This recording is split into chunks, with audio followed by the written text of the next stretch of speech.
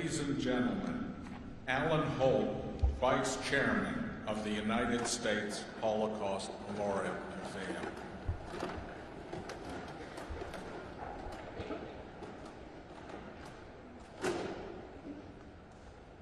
Good morning. Special welcome to our survivors. Exactly 80 years ago today, 2 weeks before the German surrender, American newspaper publishers and editors began a 15-day tour of some of the recently liberated concentration camps. They came from Kansas City, St. Louis, Detroit, Minneapolis, Houston, New Orleans, and large cities such as New York, Chicago, and Los Angeles. At the same time, a bipartisan congressional delegation from 12 different states was making a similar tour. They were all there not just because the largest, most destructive war in human history was coming to an end. They were there because finally the world could now definitively determine if many of the reports about German atrocities could possibly be true. They had been invited by General Dwight Eisenhower, who just 12 days earlier had visited Ortdorf, one of the newly liberated camps, for himself. Throughout the war, he read the intelligence reports describing the atrocities. They seemed unthinkable, so he needed to see for himself. Seeing was believing. He realized that the unthinkable was indeed possible. He wrote, "The things I saw beggar description. The visual evidence and the verbal testimony of starvation, cruelty, and bestiality were so overpowering as to leave me a bit sick.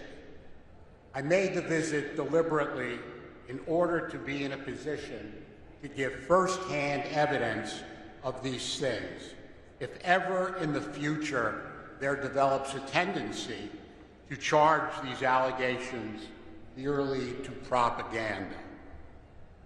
Eisenhower could not have imagined social media, but he most definitely understood human nature. We know this all too well as Holocaust denial continues to grow with each passing year.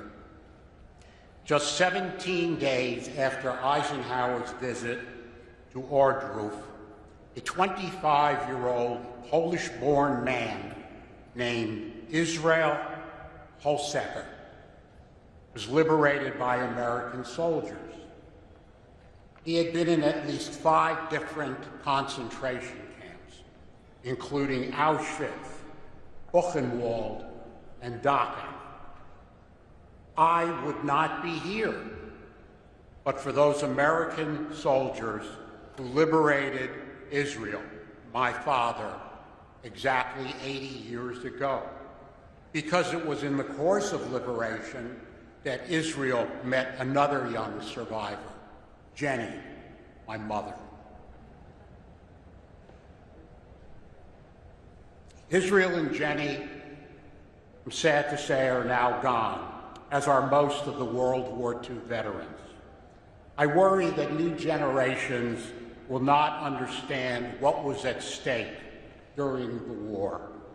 For 5.5 years, the Germans and their allies waged a brutal military war and a war against the Jews and other so-called racial enemies. For America, it was a war to defend all the values that our great nation stands for, the founding principles of our pluralistic democracy. Eisenhower invited those journalists and congressmen to see the liberated camps because he knew one lesson of the war must be that the unthinkable would always be possible. And he also knew that with time, this vital lesson easily forgotten.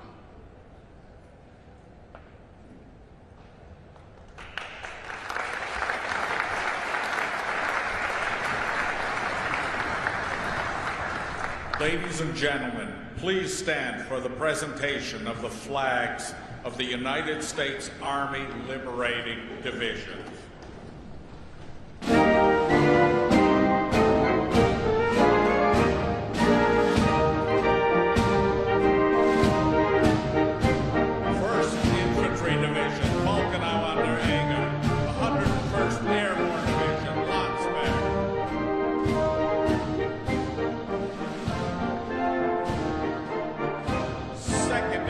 Division, Leipzig-Schönefeld and Sperrgau.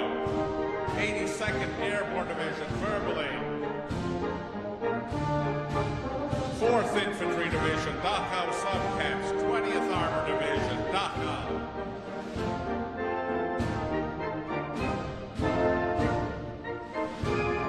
8th Infantry Division, Verbally.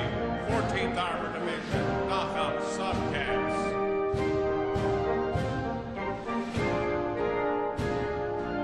26th Infantry Division, Gusen, 12th Armored Division, Landsberg.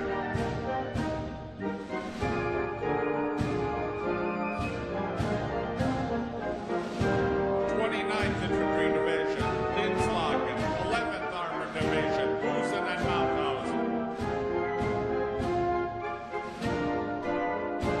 30th Infantry Division, Weferlingen, 10th Armored Division, Landsberg.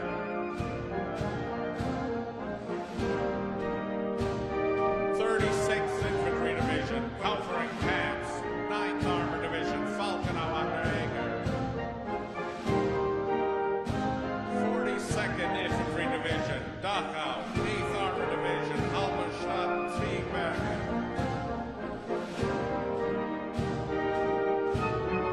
45th Infantry Division, Dachau, 6th Armored Division, Buchenwald. 63rd Infantry Division, Kaufering Camps, 4th Armored Division, Wardrobe.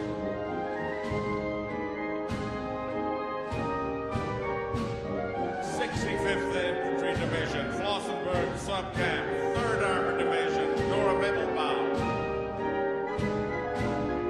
69th Infantry Division, Leipzig-Heckler, 104th Infantry Division, Dora Mittelbau. 71st Infantry Division, Gunskirchen, 103rd Infantry Division, Landsberg. 80th Infantry Division, Buchenwald and Ebensee, 99th Infantry Division, Dachau Subcamps. 83rd Infantry Division, Langenstein, 95th Infantry Division, Verl. 84th Infantry Division, Alam and Salzwedel, 90th Infantry Division, Flossenburg.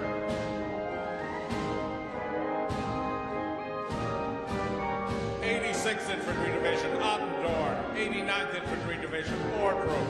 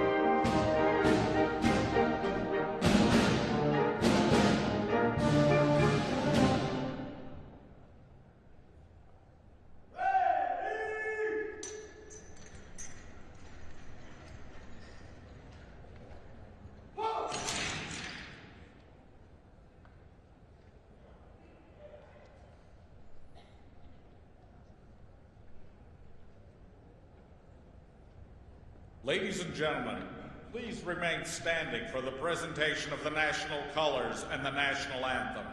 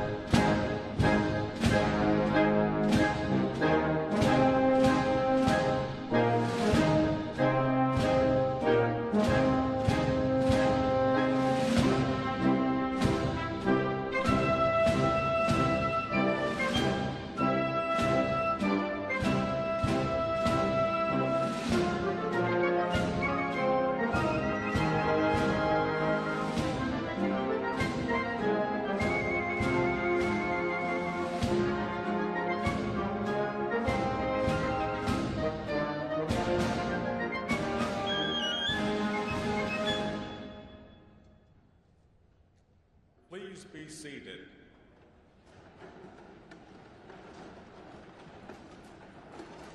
Ladies and gentlemen, Ambassador Stuart Eisenstadt, Chairman of the United States Holocaust Memorial Council.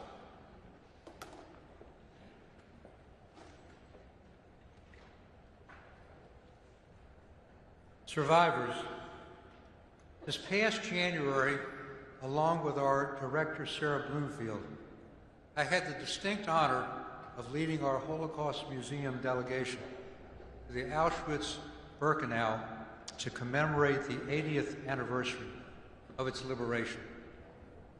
High-level delegations from 54 countries, including presidents, prime ministers, ambassadors, and royalty, which included King Charles of the UK, gathered to remember the victims and to honor the survivors. To hear remarks from my dear friend, survivor Marian Tursky, and several others.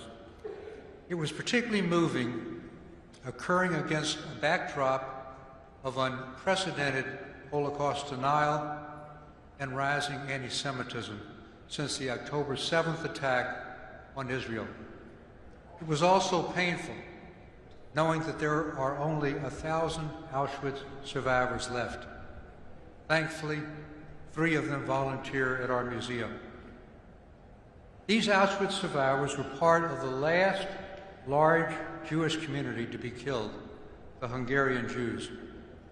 It was the spring of 1944, and it was clear to all that the end of the war was just a matter of time. Nevertheless, the Nazi regime relentlessly continued their war against the Jews, diverting resources necessary to fight the Allied forces in World War II, just to murder more and more and more Jews. After Germany occupied Hungary, 437,000 Jews were deported to Auschwitz in only 56 days. While these deportations continued day after day, our soldiers were landing at Normandy, and the Soviets were poised to liberate the Majdanek concentration camp in occupied Poland. And yet the Germans never paused for even a moment. By the time of D-Day, January 6, 1944, the vast majority of the 6 million Jews and millions of others had already been exterminated. In January 1944, the senior staff of the U.S. Treasury Department presented to President Roosevelt's Secretary of the Treasury, Robert Morgenthau Jr., one of the most extraordinary reports ever produced in American history. Originally entitled, "Report to the Secretary on the Acquiescence of this Government in the Murder of the Jews." It accused the State Department of refusing to facilitate the emigration of European Jews and the Roosevelt administration of failing to disclose information they had on the genocide of the Jews. At the strong urging of Secretary Morgenthau, when he presented this report in the Oval Office to President Roosevelt, together with the growing public and congressional pressure, FDR finally took belated action on January 22nd, 1944, to save Jews. He created the War Refugee Board, on which Morgenthau played a major role. Thanks to their urgent action and the heroism of Swedish diplomat, businessman, and humanitarian Raoul Wallenberg, the War Refugee Board saved up to 200,000, mostly Hungarian Jews. Wallenberg was arrested by the Soviet Union in January 1945 and has never been seen again. But he is never forgotten. His role is prominently featured in the U.S. Holocaust Memorial Museum, which is located appropriately on Raoul Wallenberg Place. Understanding all of these events is essential to understanding how and why the Holocaust happened. The murder of the Hungarian Jews reveals the depth and fervor of Nazi ideology, for sure, to kill every Jew they could. And that is exactly what the Germans would do for almost another full year until the very last day of the war. But, importantly, the murder of the Hungarian Jews and other victims reveals something else, that the Germans needed help. After Germany occupied its Hungarian ally, 20,000 Hungarian police and gendarmes facilitated the rapid deportations. The fascist Hungarian government only stopped the deportations under international pressure and recognizing the war was lost. At the same time, the War Refugee Board demonstrated that rescue of Jews was possible, so choices were made by governments and, yes, by ordinary people, all along the way, life and death choices. Even under the extreme circumstances created by Hitler and the Nazis and his allies, people had choices. There were thousands of rescuers in occupied European countries who risked their lives to save Jews, and they deserve special recognition and get it in our museum. But they were a distinct minority. The Germans knew they could not implement what they called euphemistically the final solution of the Jewish question on their own. They needed the cooperation of hundreds of thousands of Europeans and, yes, the silence of millions of others. And they got it. The Holocaust was perpetrated by civil servants, by judges, by lawyers, by police officers, by academics, by doctors, by businessmen, by railroad workers, and by so many others. The Nazis drove the action, but ordinary people made the killing of 6 million Jews and millions of others possible, all of whom were targeted by the Nazis for racial, anti-Semitic, or political reasons. And we must face up to history's judgment that the Nazis also needed the failure of Western European nations and our own great country, whose soldiers heroically did so much to win the war and are represented by the honor guard you saw, to open their doors and their hearts to take fleeing Jews when they could still escape, and they didn't. As I sat at that Auschwitz commemoration, I thought of all the innocent victims of the Holocaust whose voices have been forever silenced, and the 1.5 million children never able to make their mark in the world and pursue their dreams. But I also remembered the courage and determination of all the survivors who built a new life for themselves and their families, and who gave their voice and continue to teach the world about their tragedy and its lessons for our own troubled world today. And I also remember the courage of our own soldiers who liberated the camps. At the same time, I also asked myself, which companies worked slave laborers to death as they were forced to produce military products to keep the death machine of the Third Reich going? Who designed the gas chambers in the crematorium? Who manufactured the deadly Zyklon B gas? Who made the deportation lists? Who drove the trains? Who confiscated the property of the Jews, including their neighbors, in what was not only the greatest genocide in history, but one of the greatest thefts in history, to eliminate all evidence of Jewish culture, religion, and possessions with the same brutal efficiency as the Holocaust itself. Today, on this very special day of memory, there is much to remember. We remember the thousands of Jewish communities that were destroyed forever, and the unique Eastern Jewish European culture that was also destroyed forever. We remember those heroic individuals who took great risks to save Jews. And above all, we remember victims, the innocent men, women, and children. As we remember the victims, we must never forget those who made them victims. And we must continue to draw inspiration from the survivors, over 200,000 of whom are still with us today around the world. Now it's my distinct pleasure to introduce our distinguished keynote speaker. When I began my remarks, I referenced the commemoration of the 80th anniversary of the liberation of Auschwitz-Birkenau. President Trump's delegation to that ceremony was co-led by the 41st Secretary of Commerce, Howard W. Lutnick, whom we're very fortunate to have with us today in the midst of his very heavy burdens. Secretary Lutnick is also known for his singular humanitarian work in the aftermath of the 9/11 terrorist attacks that supported the families of those who were killed in his company in the World Trade Center, including his own brother, and victims of other disasters. Mr. Secretary, you do us honor by coming. We look forward to your remarks on this solemn Holocaust Remembrance Day.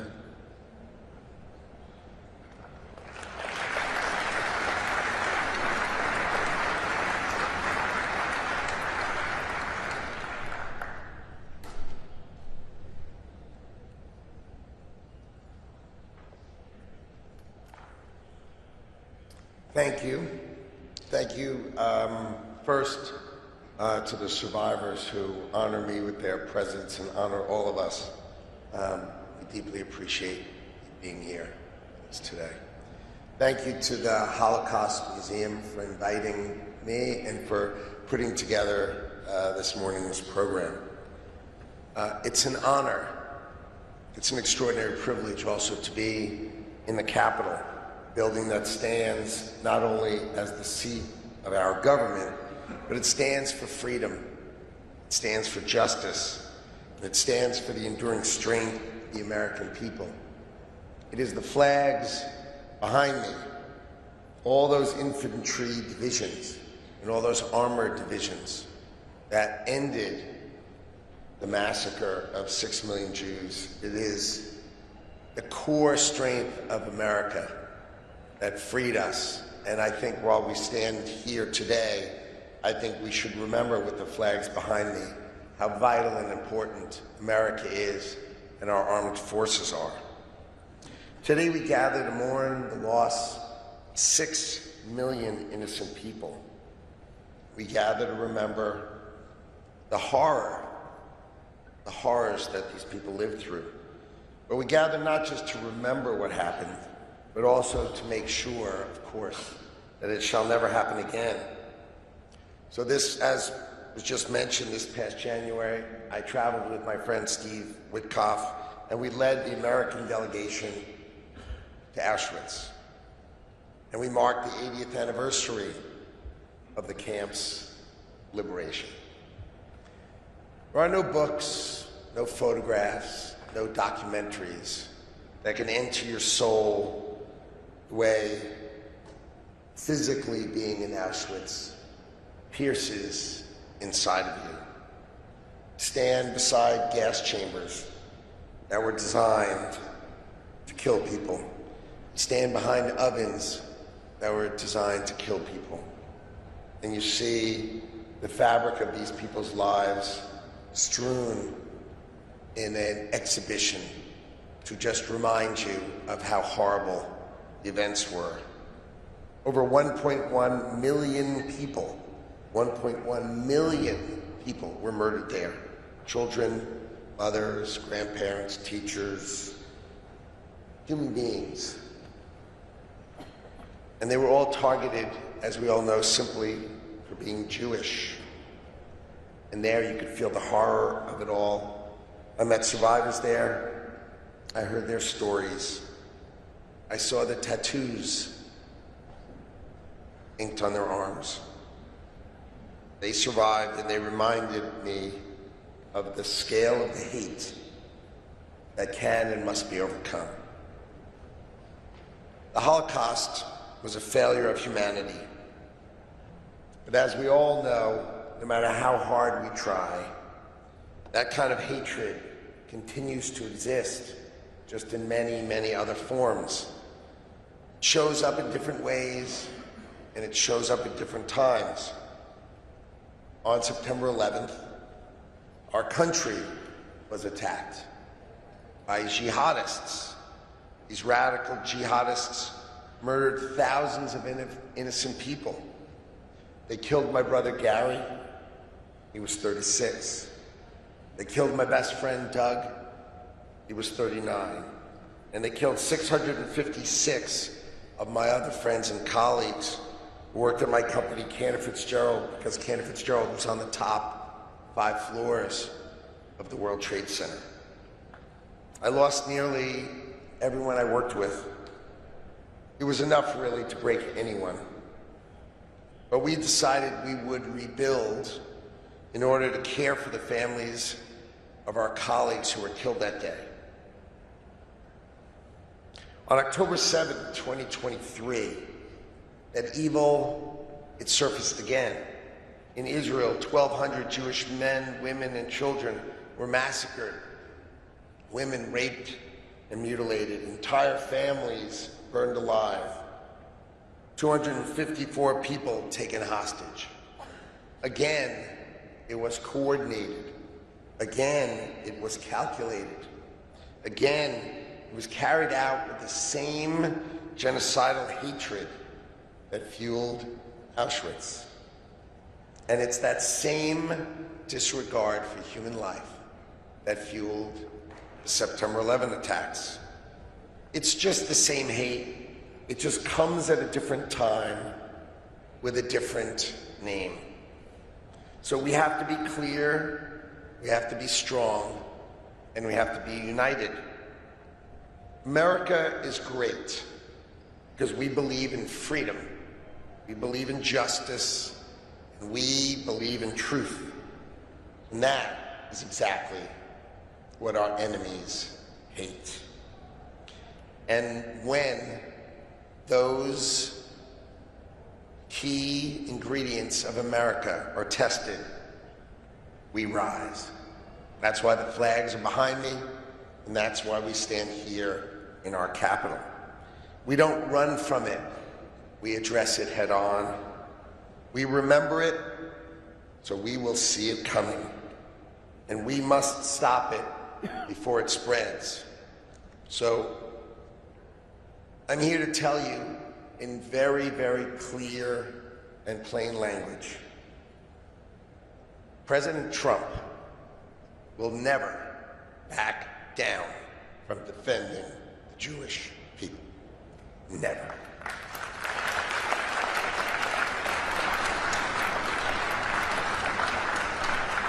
And President Trump stands shoulder to shoulder with the people and the state of Israel.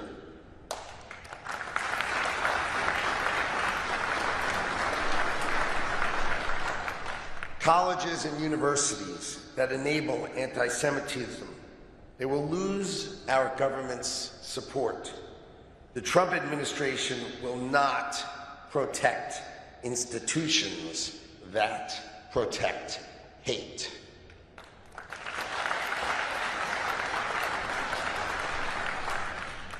This administration's promise is real. It matters, and it's not going anywhere. This country stands with the Jewish people, not just in words, but in the actions that we take. Our administration is clear. Hate and anti-Semitism have no place in America.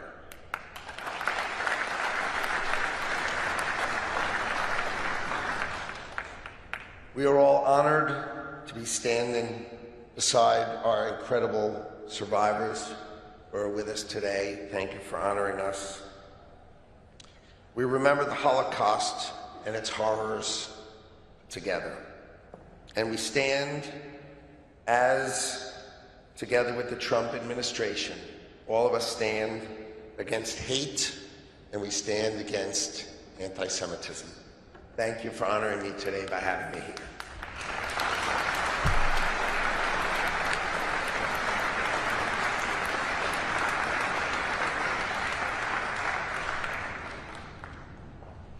Ladies and gentlemen, Abe Foxman, Holocaust survivor.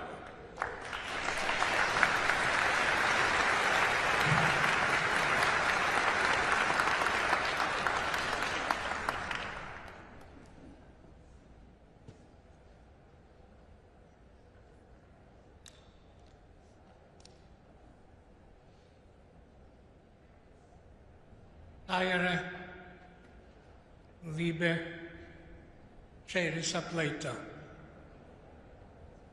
my dear fellow survivors, we are here again today. Bear witness. The killing of Europe's Jews ended 8 decades ago, but the memories never end. The legacies never end, and the lessons must never end. After surviving that unimaginable tragedy, the loss of everything we cherished, our families, friends, communities, the betrayal of our neighbors, we worked quickly to rebuild our lives. We were focused on the future, but the past was always with us, as it is today, and as it will always be. Over the years, it has been deeply gratifying to see Holocaust survivors build an international memory movement. It has been gratifying to see the creation of many Holocaust institutions across the country. And it was gratifying that our nation made an extraordinary commitment by creating a federal Holocaust museum near the National Mall, that adjacent to the museums that present the history of this great nation and celebrate human achievement, next to them there would stand a powerful counterpoint reminding the world of the dark side of human achievement. And an advanced, educated country with a democratic constitution like Germany would launch a world war, one of whose main goals would be to eradicate European Jewry. Now, here we are in a new century, approaching the eventual end of the eyewitness generation. And while I remain gratified by all that has been accomplished, I wonder if the lessons of the Holocaust have been learned, and I'm deeply worried about the future. I sense I may be speaking for many survivors. We look around us and what do we see? Rampant anti-Semitism on college campuses in the cities worldwide in the aftermath of that horrific terror attack on our cherished Jewish state Israel. We see social media algorithms that promote extreme views, conspiracy theories, and online conspiracy theories are just one click away from anti-Semitism. And anti-Semitism not so different from the conspiracy theories that permeated Europe for centuries, long before Hitler was born, and helped make the killings of 2/3 of our people possible. As we look around us, we also see forms of anti-Semitism that seemed unthinkable. Holocaust denial, distortion, trivialization, exploitation, and even glorification. We look around and see here in America anti-Semitism on both far left and far right. The 20th century history of Nazism and communism should be an alarm bell as just to how dangerous this is, and not just for us Jews, but for all of society, for all who care about democracy, individual freedom, and dignity. I'm very worried, and I still have hope. Your presence here today gives me hope. Thousands of teenagers pouring through the U.S. Holocaust Memorial every year gives me hope. The teachers throughout America committed to Holocaust education give me hope. And the fact that I am here gives me hope, because I am here only because of one Polish woman who made a choice to save a Jewish child. Her name was Bronislava Kurpi. She was my nanny. Bronislava Porky, to whom I owe my life. There were others like her, but sadly, far too few. The Holocaust teaches us many lessons about the fragility of democracy, the dangers of anti-Semitism.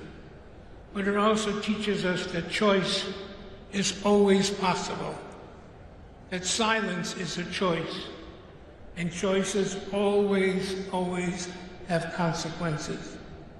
Individuals have more power than they think. We survivors hope that more people will use that power to confront anti-Semitism and all forms of hatred. That is our hope and our challenge to all of you on this very special day, and on every day. May we all choose wisely.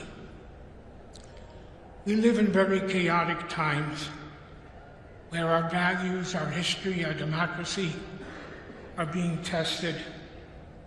As a survivor, I'm horrified at the explosion of anti-Semitism, global and in the US.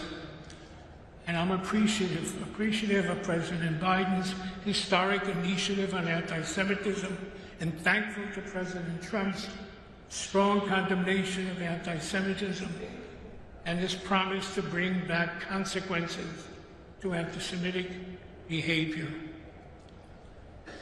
But as a survivor, my antenna quiver. My antenna quiver when I see books being banned, when I see people being abducted in the streets, when I see government trying to dictate what universities should teach and whom they should teach. As a survivor who came to this country as an immigrant, I'm troubled when I hear immigrants and immigration being demonized.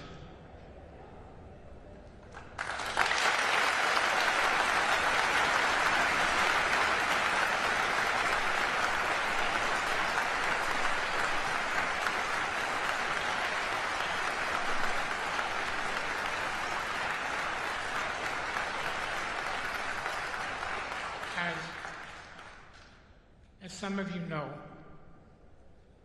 I was born in the wrong time, in the wrong place, for a Jewish child. Nazi-occupied Poland in 1940 was not the best place to be born.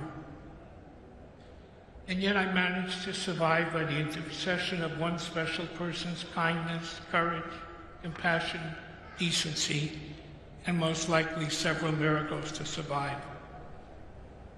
As I grew older, I tried to understand what it meant that I had survived. And the first set of questions were very serious existential questions of why. Why did the Shoah, the Holocaust, happen to the Jewish people? Why did over 1.5 million Jewish children perish? Why was the world silent? And why didn't the Almighty intervene? To these universal questions of why were added very personal questions. Why me? Why me and not the other little boys and girls, the Shleimelach, the Chanalach, the Saralach, the Moishalach? Why not them? Why me? In that struggle to understand, two facts became very clear. One is that the world knew. The world knew.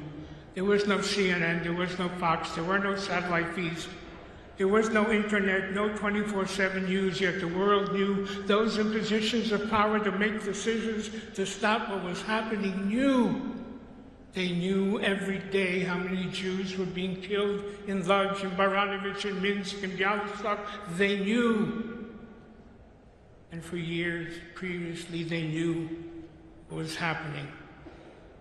Ken Burns, in his PBS series, America and the Holocaust, told the world how much America knew and how little it did. So the first lesson for us is to know about anti-Semitism, about bigotry, to know about hatred, to know who it is that threatens our democracy and our freedom. It's extremely important that we know, but knowing is not enough. The second thing that became clear is that wherever, whenever, however good people said no, wherever good people stood up and said no, no to hate, Jews lived, gays lived, Roma lived.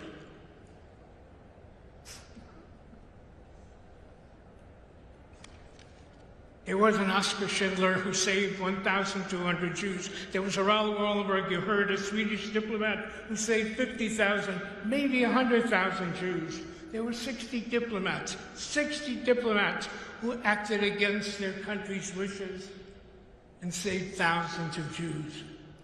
There was Denmark, Bulgaria, Albania. Ironically, it was in the Balkans that a magnificent chapter of humanity was written, not in the capital cities that provide us with philosophy, with music and art, but in the Balkans. Bulgaria saved all its Jews, not Macedonian Jews, because from the king to the patriarch, to the peasants, to the parliamentarians, they all said no. And as I said, I stand here today because there was a lady who could barely read and write, who did not sit down and weigh the measure and the risk, yet risked her life every single day for 4 years to protect the life of another human being, a Jewish child. So I stopped asking the questions of why and began to ask the questions on the order of what if. What if instead one Raoul Wallenberg, there had been 10,000? What if instead one Oskar Schindler, there had been 10,000? What if this wonderful country of ours had permitted the passenger ship to St. Louis to dock at these shores and unload its cargo of refugees? What if we had bombed Auschwitz? What if our neighbors to the North Canada had found room for 5,000 Jewish orphans? What if we had traded trucks for Jews? What if Switzerland would have permitted the entry of Jewish orphans? The Dominican Republic said yes. Cuba said yes. America and Canada said no. And there was no Israel. There was no Israel to open its doors. So for me, remembering and bearing witness is to make sure that our children and grandchildren will never have to ask, what if in the future? What if their parents, grandparents stood up every single day to say no? No to anti-Semitism, no to hatred, no to bigotry, no to prejudice, and no to racism.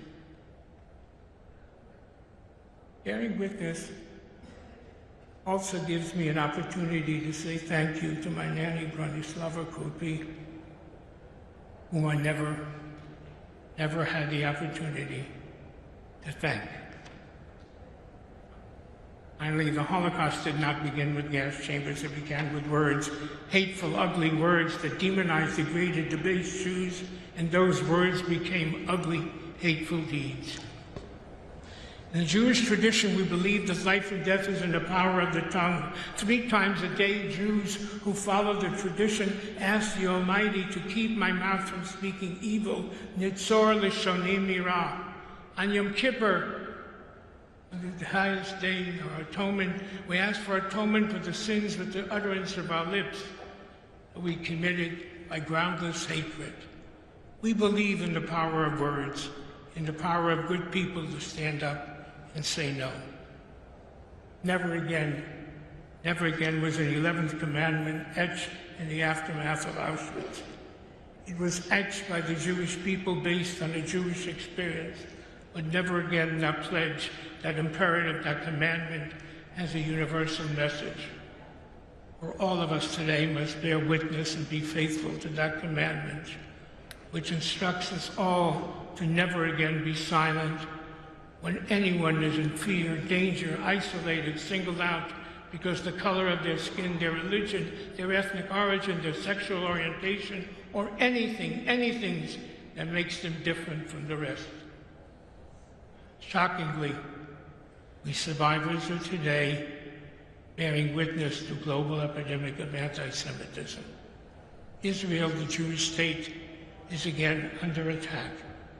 Israel has become the Jew amongst the nations, the only country that has to defend its right to defend itself. Zionism, the national liberation movement of the Jewish people, is again under attack and has become a dirty word.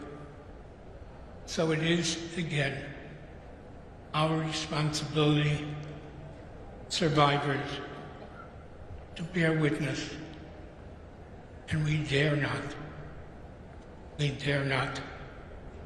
be silent. Am Yisrael Chai.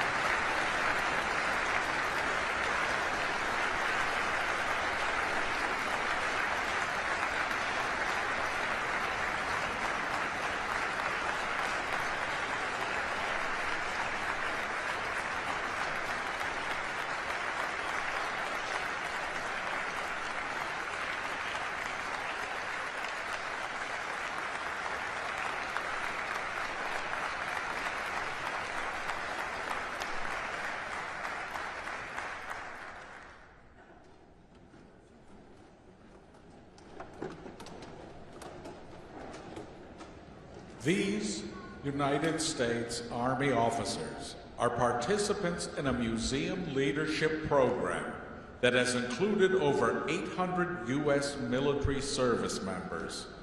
Through examination of the Holocaust, they gain insight into their own professional and individual responsibilities.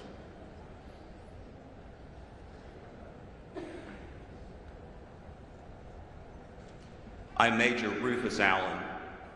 I remember.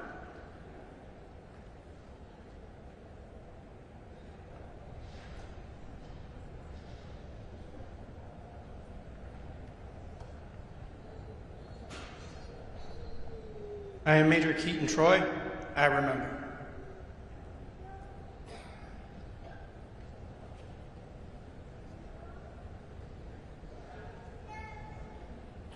Major Zachary Trevathan. I remember.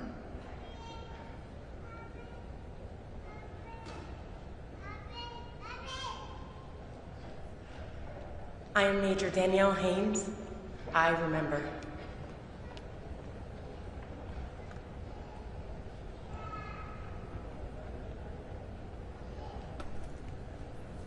I am Major Alexander Manavi, and I remember.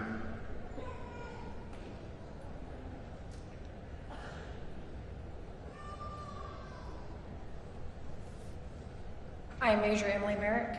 I remember.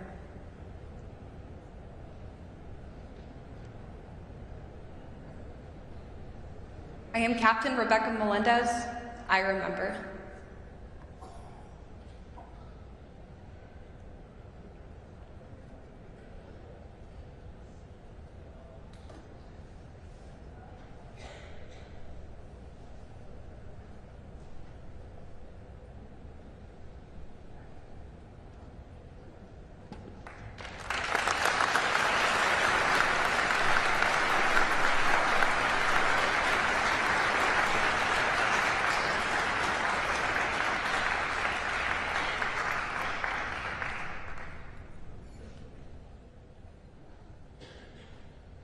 Ladies and gentlemen, we are honored to have more than 30 Holocaust survivors with us today. And now, some will share memorial reflections. My name is Louise Lawrence Israels. Due to bravery, resourcefulness, and sheer luck, I survived with my parents, brother, and dear friend. We hid in an attic for over 2 years. The image I hold depicts 2 of my relatives enjoying a wonderful day at the beach. Looking at this is bittersweet.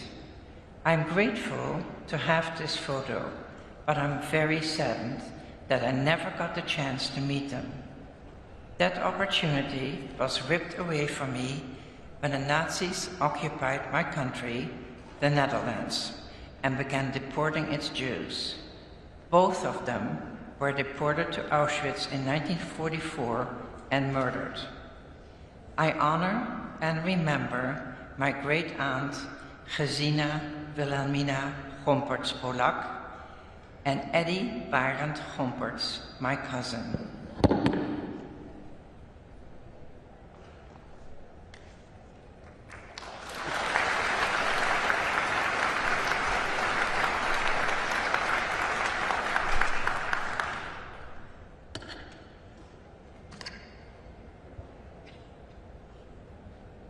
My name is Joan da Silva. Pictured here relaxing on the rolling hills of Poland are my mother, my two aunts, and my grandmother. Only my mother survived the Holocaust. My Aunt Lola disappeared shortly after the Germans occupied my hometown of Przemyśl, Poland. My Aunt Lunia was betrayed while in hiding and was shot and killed. Even though my family got false IDs for protection, my grandmother refused to leave the ghetto and was later murdered. This image fills me with a mixture of rage and grief.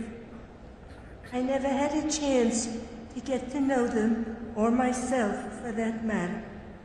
At age 5.5, I had to pretend I was someone else in order to survive.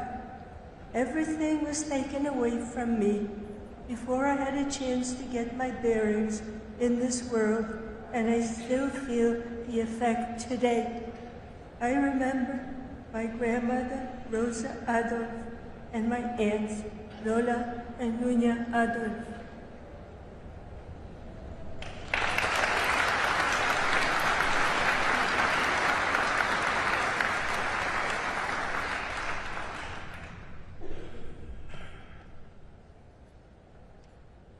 My name is Peter Feigl.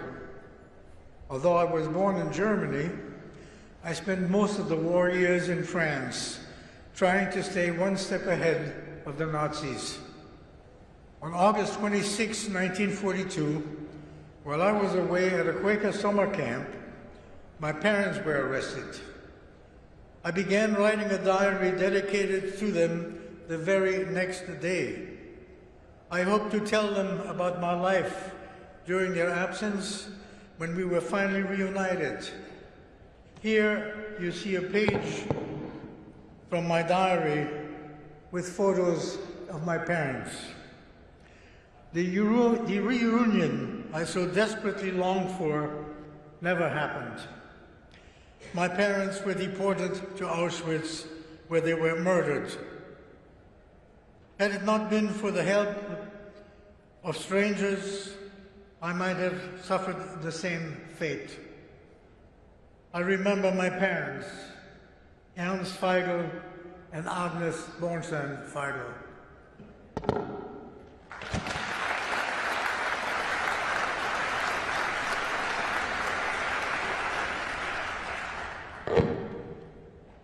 My name is Robert Teitel.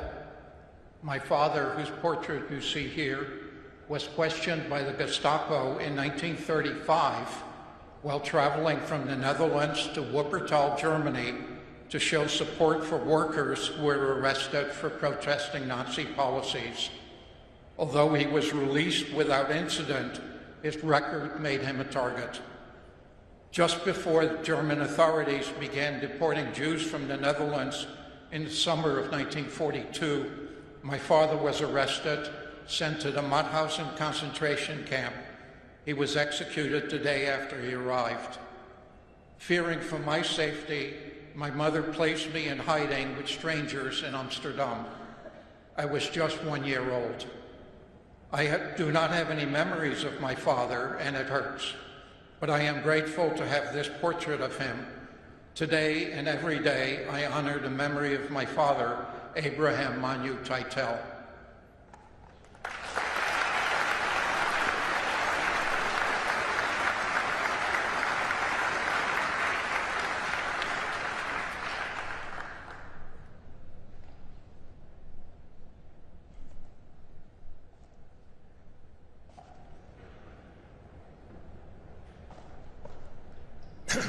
My name is Nat Shafir. In November of 1942, local priests with whom we had a great relationship showed up at my family dairy farm in Romania. This time, however, he came only to hand us over to the authorities. Our family had 4 hours to pack our belongings. We took with us this Haggadah. We used every Passover.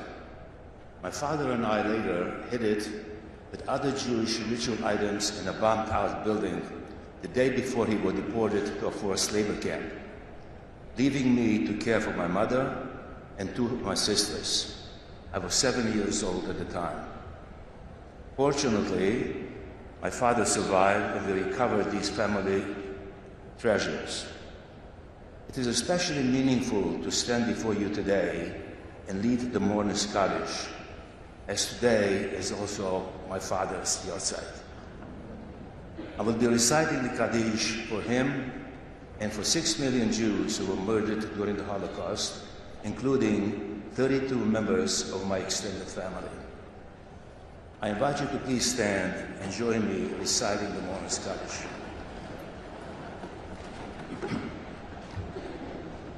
Yitgadal v'yitgadash shmei Rabbah, Alma duvrach alutei, v'amlich malchutei, yatzmach b'karnei v'karev meshichei, v'chayachon v'yamechon v'chayei l'chol bet Yisrael, ba'agala v'zman kariv, v'nomar Amen.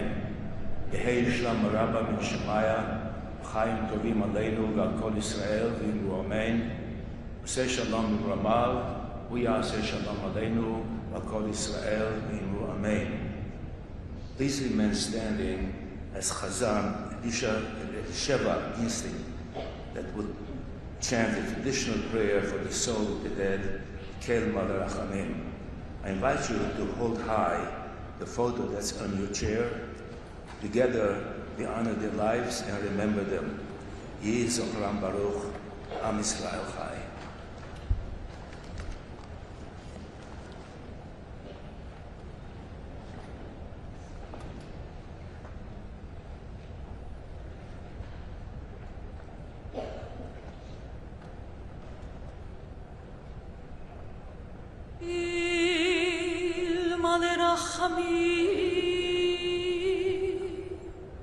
שוכם במרומי המצא מנוחה נכונה על כנפי השכינה במעלות קדושים וטהורים כזר הרקיע מעזירים את כל הנשמות של 6 מיליוני היהודים חללי השואה באירופה שנהרגו, שנשחטו, שנשרפו ושנספו על קידוש השם בידי המרצחים הגרמנים ועוזריהם משאר העמים באושוויץ, טרבלינקה, מיידנק, מאוטהאוזן, ברגן-בלזן, סוביבור ובשאר מחנות ההשמדה שהלכו לעולמם ובעבור שכל הקהל מתפלל לעילוי נשמותיהם. לכן בעל הרחמים יסתירם בסתר כנפיו ליהודמים ויצרם יצריכים את נשמותיהם אדוני ונחלתם בגן עדן תהי מנוחתם ויעמדו לגורלם לקץ הימים ונאמר אמן.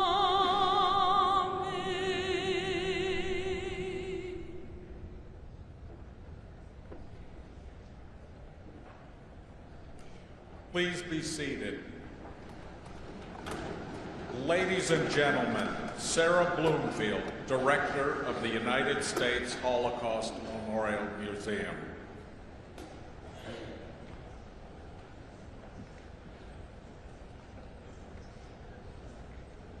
With Holocaust denial and anti-Semitism flourishing around us, the wisdom of our survivors is more important than ever.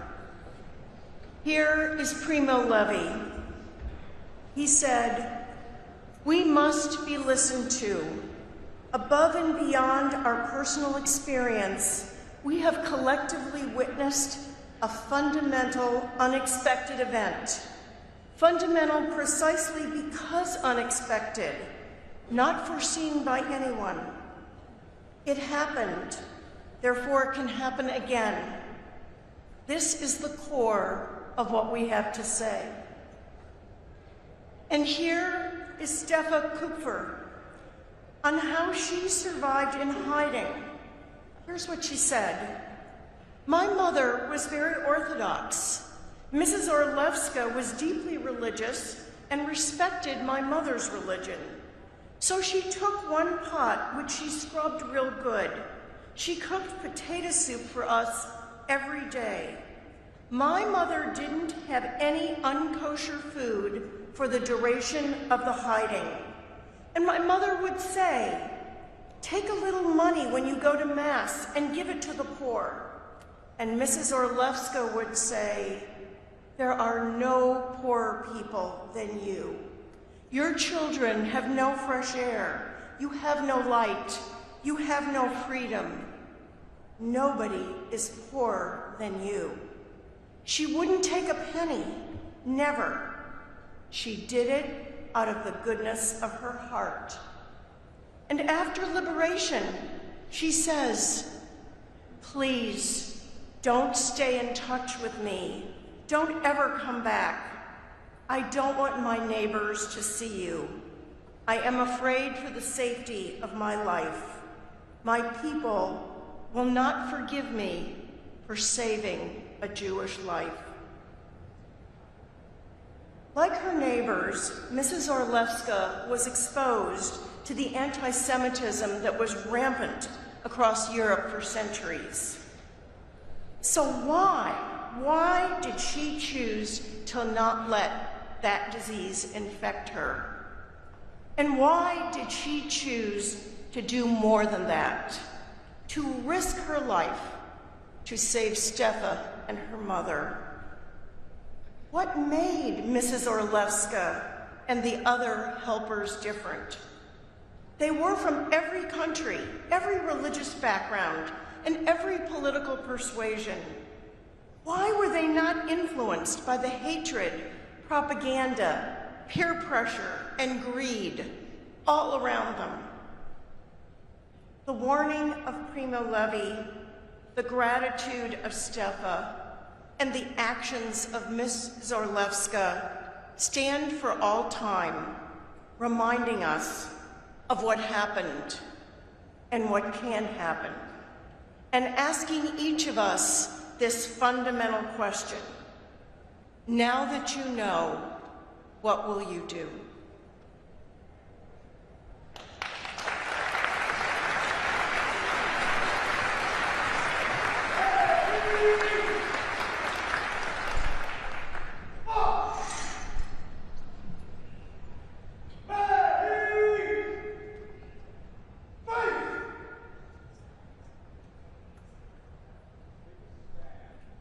For the singing of the Hymn of the Partisans, led by Kazan Elisheva Dienstfrei, and the retirement of the division flags.